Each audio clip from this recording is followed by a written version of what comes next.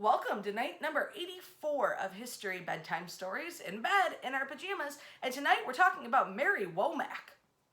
If that name doesn't ring a bell for you, maybe you know her by her stage name, Mary Esther Wells, or just plain old Mary Wells, the Motown queen, the first lady of Motown, a woman who sang a song every American seems to know the words to.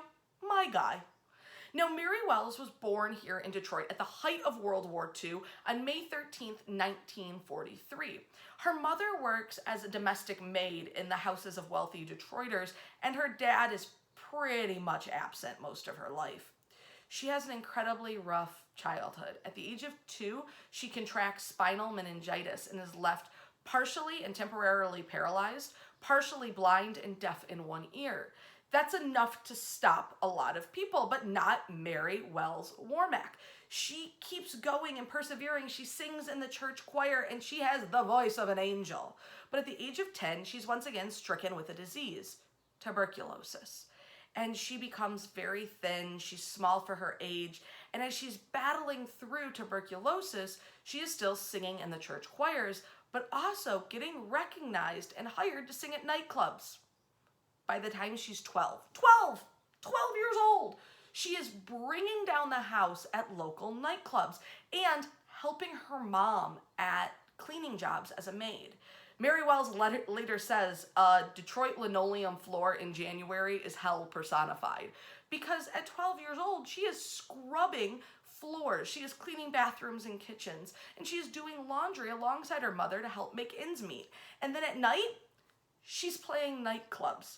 All of this while trying to make her way through school, which she manages to do, graduating from Northwestern High School here in Detroit at the age of 17. And when she graduates, her deep ambition is to be a scientist. She has this huge love of chemistry and the natural world and sees herself moving into a career as a scientist. But at the same time, she's hearing things.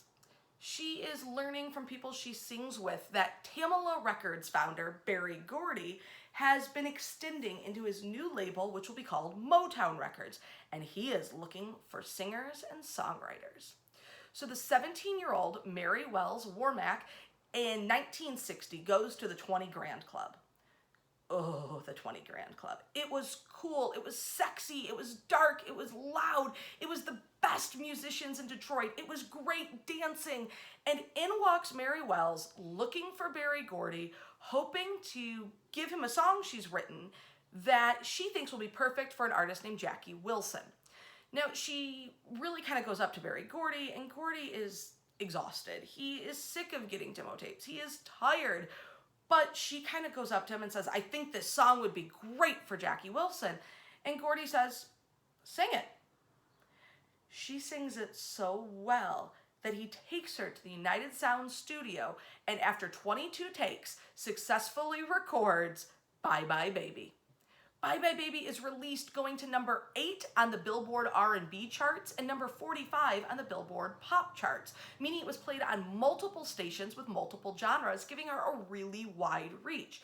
She becomes the first Motown female artist with a top 40 when she sings I Don't Want to Take a Chance, which reaches number 33 in June of 1961. And then she releases a record.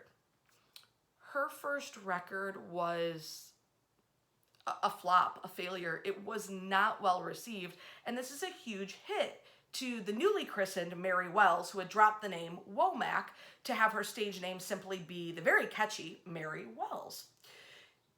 Berry Gordy tells Mary Wells, listen, we got to spice this up. We've got to bring you back and sort of relaunch you. And he links her up with Detroit-born, Detroit Public School graduated Smokey Robinson. Smokey Robinson and Mary Wells together go on to write and sing an insane stretch of #1 hits and Billboard Top 40s, including The One Who Really Loves You, You Beat Me to the Punch, and she's nominated for a Grammy in 1963 for the #1 Billboard charted R&B hit, You Beat Me to the Punch. I mean, she is really on this winning streak when she sings Two Lovers and sells over 1 million copies, earning a gold record for Motown. During this time, though, she sings a song that every American between the age of like 30 and I don't know, 60 knows the words to. It's My Guy. My Guy is a song that we play at every wedding, every public function. It is just part of Americana, and it is truly the trademark song of Mary Wells. But as 1965 approaches, she is unhappy at Motown. She doesn't think she's making enough money. She thinks she's not getting the promotion she deserves. And legally, she sues Motown Records, saying that the contract she signed when 17 is null and void because she was a minor and she wants to renegotiate that contract. Berry Gordy does try to renegotiate with her, but they never meet and find something that works for both of them. So in 1965, she leaves Motown Records for 20th Century Fox. She then goes on to change record labels a few more times, has a couple more hits during her career, but in 1990, tragedy strikes. She is diagnosed with cancer and in really poor shape, not only health-wise, but financially. Without health insurance, the cancer has crippled her finances, and suddenly, her Motown friends come back to save the day. Berry Gordy, Diana Ross, Mary Wilson, The Temptations, Martha Reeves all make huge donations to help cover Mary Wells' medical expenses. Anita Baker, the great Detroit performer Anita Baker, holds a benefit concert, and fans like Bruce Springsteen contribute to help make sure her medical needs are met. Sadly, in 1991, Mary Wells sues Motown Records.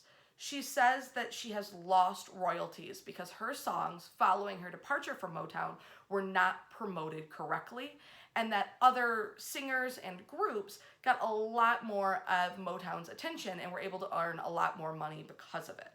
She eventually settles out of court for a six-figure sum before dying at age 49 in 1992 of a second and third wave of the laryngeal cancer that had previously affected her in 1990. Mary Wells is remembered as not only a great singer, but a great performer, as a writer of many of her songs and songs for other groups and artists. I hope you are enjoying History Bedtime Stories.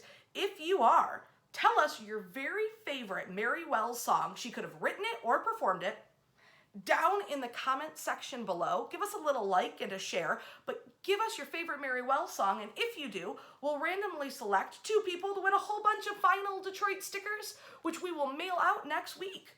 Wash your hands, and we'll see you tomorrow night.